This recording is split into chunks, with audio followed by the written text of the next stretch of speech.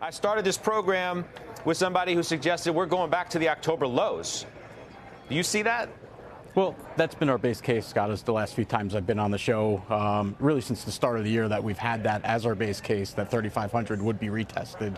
That would set the cycle low. But all the while, what we did say is if the S&P sustains above 4,200 and cyclical leadership really starts to come to the forefront, that would really cause us to back off, at least from the technical side.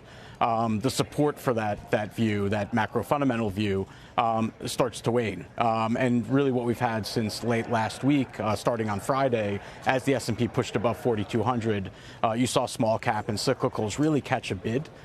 It's unclear whether that, after 2 weeks of better than expected economic data and the JPMorgan Economic Surprise Index basically going straight up, it's unclear whether this is a let's say, recession-themed position squeeze that potentially could whipsaw, much like August of 2022 when you saw that last push higher in the S&P toward 4,300, or if this is something that's sustainable. So we feel like we're at a bifurcation point.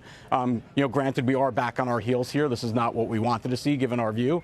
That said, we wouldn't stop into long. It's just a matter of reducing, bearish exposure and waiting for a better time to reset that when the pieces, they really fill in to support that bearish view on the technical side. But when do you, use your words, back off your more bearish view and think that we're going back maybe to 3,500? Yeah, so the reality is you're already above 4,200. You saw that push in cyclical leadership. There is the ambiguity of the breadth signal here. If you look yesterday, you saw NASDAQ come off, basically the winners funding the rotation back to small cap and really a down in quality trade.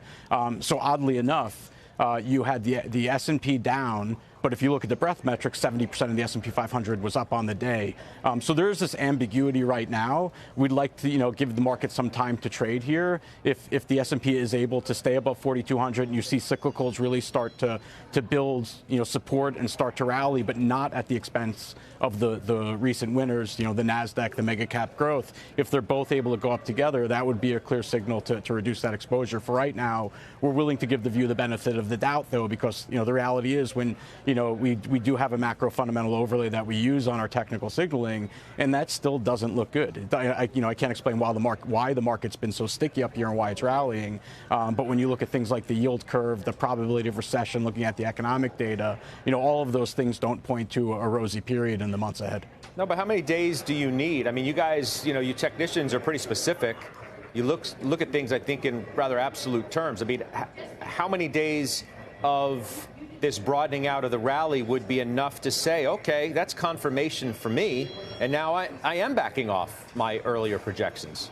Well, I always like to use a broader brush, and we happen to look across all four of the major asset classes and have the benefit of that.